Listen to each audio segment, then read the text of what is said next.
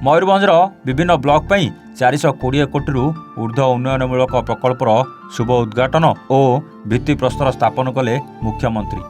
328 कोटी ऊर्ध्व टंका मूल्यर 113टी प्रकल्पर शुभ उद्घाटन, 91 कोटी ऊर्ध्व टंका मूल्यर 52टी प्रकल्प पर भित्तिप्रस्तर स्थापन। मुख्यमंत्री बड़ घोषणा, विशोई ब्लॉक मुख्यालय युक्त 2 महाविद्यालय स्थापन हेब। विशोई स्थित मिनी स्टाडियम को महापुरुष धरणीधर नायक नाम नामित करा जिवो। स्टाडियम रे धरणीधर नायक प्रतिमूर्ति स्थापन करा जिवो। भविष्य में मयूरभंज जिले में 10,000 कोटी टंकार शिल्प प्रतिष्ठा हेब। गत 11 मास भितर आमे लोकों आशा आकांक्षा को पूरण करने समर्थ होइछु। ओडिशार लोकप्रिय मुख्यमंत्री श्री मोहन चरण माझी गतकाली मयूरभंज विषयठारे जिलार विभिन्न ब्लॉक पर 420 कोटी ऊर्ध्व टंका मूल्यर विभिन्न उन्नयनमूलक प्रकल्पर शुभ उद्घाटन और भित्तिप्रस्तर स्थापन करछन्ति। एथिसह विशोई ब्लॉक मुख्यालय ठारे एक युक्त 2 महाविद्यालय स्थापन करने विशोई स्थित मिनी स्टाडियम को महापुरुष धरणीधर नायक नाम नामित करने एवं सेठारे तांको प्रतिमूर्ति स्थापन करने मुख्यमंत्री घोषणा करछन्ति। प्रकाश थाउ कि जिलार विभिन्न ब्लॉक पर 420 कोटी ऊर्ध्व टंका मूल्यर विभिन्न उन्नयनमूलक प्रकल्प मध्य 328 कोटी ऊर्ध्व टंका मूल्यर 113टी प्रकल्पर शुभ उद्घाटन एवं 91 कोटी ऊर्ध्व टंका मूल्यर 52टी प्रकल्प पर भित्तिप्रस्तर स्थापन करा जायछि।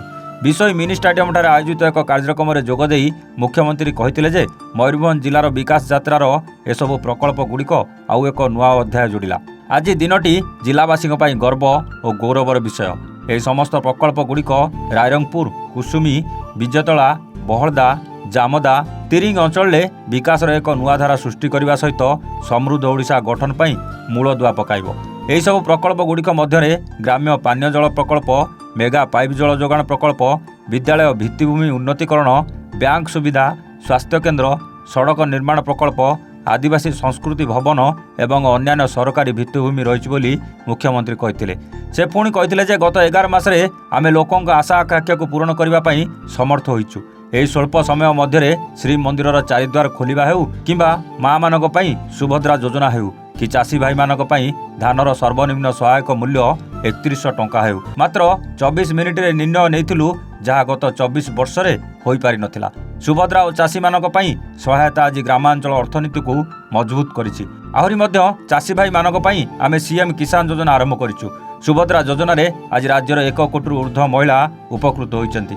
राज्यर 17 लाख महिला आज लक्षपति दीदी होइचंती। आज केंद्र सरकार को सहयोग ओडिशार शिल्पायन क्षेत्र में व्यापक अभिवृद्धि घटिया जाउछि। आम सरकार राज्यर प्रत्येक जिलार शिल्प प्रतिष्ठा लक्ष्य रखिछंती। उत्कर्ष ओडिशार अपार सफलता आम पई एही नुआ सुजोग आनिछि। समग्र ओडिशारे व्यापक शिल्पायन संभावना सृष्टि होइछि। मयूरभंज जिलार मध्य आगामी दिन में अनेक शिल्प प्रकल्प को स्थापन हेब। जिले में 10,000 कोटी टंकार शिल्प प्रतिष्ठा हेब। यह शिल्पायन जिलार विकास को द्विगुणित करने सहित जिलावासी रोजगार और नियुक्ति पर व्यापक सुजोग आसिबो बोली मुख्यमंत्री कहते।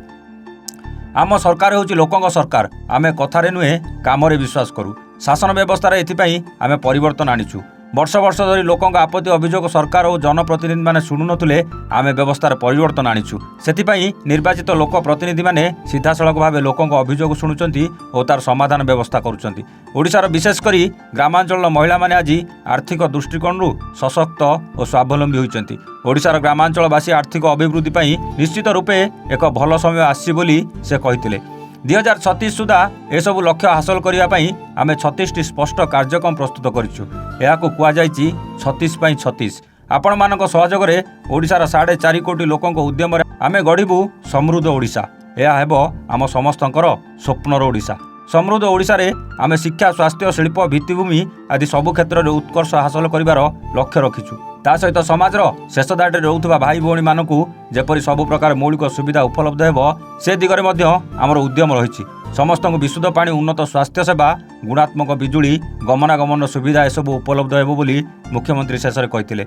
उक्त कार्यक्रम में मुख्यमंत्री स्थानीय हिताधिकारी को मृत्यु सहायता राशि, श्रमिक मानक कन्या मानक पई विवाह प्रोत्साहन राशि और स्वयं सहायता गोष्ठी महिला मानकु 10 लाख टंका लेखाए आर्थिक सहायता राशि प्रदान करथिले। ଏହି କାର୍ଯ୍ୟକ୍ରମ ଅବସରରେ ଗୃହ ଓ ନଗର ଉନ୍ନୟନ ମନ୍ତ୍ରୀ ଡକ୍ଟର କୃଷ୍ଣଚନ୍ଦ୍ର ମହାପାତ୍ର जंगल और परिवेश मंत्री श्री गणेश राम सिंह खुंटिया, मयूरभंज सांसद श्रीमती ममता महंत, बालेश्वर सांसद श्री प्रताप चंद्र षडंगी, मयूरभंज सांसद श्री नवचरण माझी, उदला विधायक श्री भास्कर चंद्र मड़ई, रायरंगपुर विधायक श्री जलेन नायक, बारिपदा विधायक श्री प्रकाश सोरेन, बांगरीपोषी विधायक सुश्री संजली मुर्मू प्रमुख मंच आसी नथिले। एही कार्यक्रम में सारसकोणा विधायक श्री भादव हांसदा स्वागत भाषण देथिबा बेले मयूरभंज जिलापाल श्री हेमकांत सहे धन्यवाद अर्पण करथिले।